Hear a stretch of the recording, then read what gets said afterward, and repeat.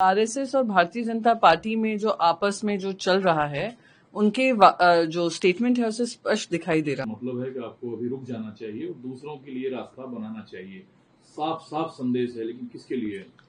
साफ साफ संदेश है और साफ साफ पता भी चल रहा है किसके लिए। कौन 75 साल अपना बनाने वाले हैं सितंबर में, देश जानता है। देश क्या, अब तो सारी दुनिया भी जानती है, क्योंकि प्रधानमंत्री जी सारी दुनिया में अभी होकर आए हैं, 5 राज्यों में, देशों में होकर आए हैं। तो मैं मानती हूं कि आरएसएस और भारतीय जनता पार्टी में जो आपस में जो चल रहा है उनके जो स्टेटमेंट है उसे स्पष्ट दिखाई दे रहा है। और 75 साल का जो एज लिमिट था वो खुद भारतीय जनता पार्टी ने जब सरकार बनाई थी 2014 में शुरुआत की थी, जहां पे जो 75 साल के ऊपर थे उन सबको मार्गदर्शक मंडली में डाल दिया था।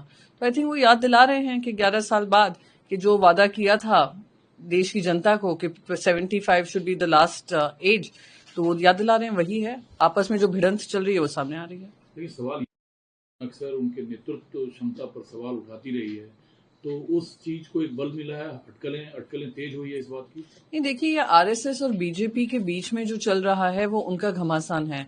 उससे क्या फॉल आउट होगा ये कोई किसी को पता नहीं है।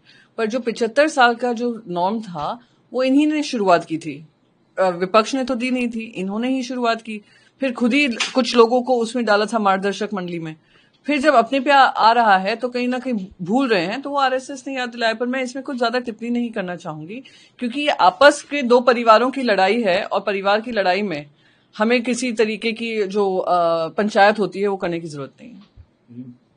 2025 सितंबर में बात है तो शायद वो अपने लिए भी कह रहे हो। तो वही मैंने कहा, सितंबर में किसकी बर्थडे है वो सभी जानते हैं। कौन 75 का हो रहा है, भागवत साहब हो, बाकी कोई हो, उन्होंने कुछ स्टेटमेंट बोला है, उसको वो याद दिलाया है। तो मैं नहीं मानती हूँ, जैसे मैंने कहा कि हमें कोई पंचायत करना जरूरी है। वो आपस में ही लड़ भिड़ लें, निर्णय ले लें और देश की जनता को अवगत करें क्या निर्णय है। बिहार के मतदाता, उसे आप किस नजरिए से देखती हैं? वो मतदाताओं की जीत है, अपोजिशन की जीत है, या चुनाव आयोग की जीत है? मुझे तो लगता है ये सुप्रीम कोर्ट की जीत है, क्योंकि जिस तरीके से सुप्रीम कोर्ट ने एक निर्णय लिया, वो एसआईआर का जो सर्वे है वो कंटिन्यू होगा। पर उन्होंने कुछ ऐसे डॉक्यूमेंट्स जो अब तक एक्सेप्ट नहीं करे थे, जैसे आधार हुआ, आधार को एक्सेप्टेंस दिया है उन्होंने, और फाइनल डिसीजन जो है वो अभी पेंडिंग है।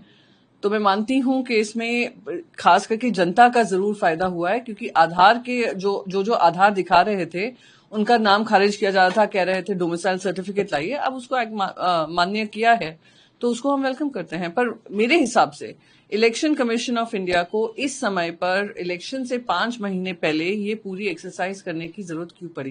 क्या उनको पता नहीं था बिहार में इलेक्शंस आ रहे हैं? क्या ये प्रक्रिया पहले नहीं हो सकती थी? तो लोगों के मन में शंका डालना, और महाराष्ट्र में हमने उसका फॉल आउट देखा है, और अब खुलेआम ही करना कहीं ना कहीं दिखाता है कथनी और करनी में अंतर है। जो 2-3 डॉक्यूमेंट सुझाव उन्होंने दिया है, तो कंसर्न आप लोगों का यही था, लेकिन डॉक्यूमेंट जो हैं उसे वैलिड माना जाए।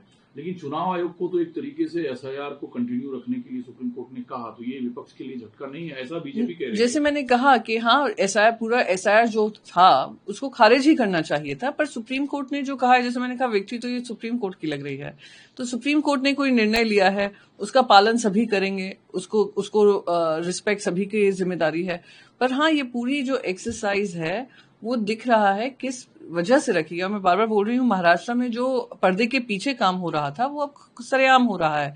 पर सुप्रीम कोर्ट ने टर्म्स एंड कंडीशंस बढ़ा दिए हैं, और जो लोगों को आधार के अनुसार उनको खारिज किया जा रहा था, उनको वापस भेजा जा रहा था, डोमिसाइल सर्टिफिकेट मंगवाया जा रहा था, और वही डोमिसाइल सर्टिफिकेट आधार दिखाने पे मिल रहा था, तो उन्होंने उसको खत्म किया है। तो I think win win situation है सभी के लिए। बट अगेन, इलेक्शन कमीशन के लिए एक अलार्म है कि जनता बाप पे भरोसा उनका उठ रहा है।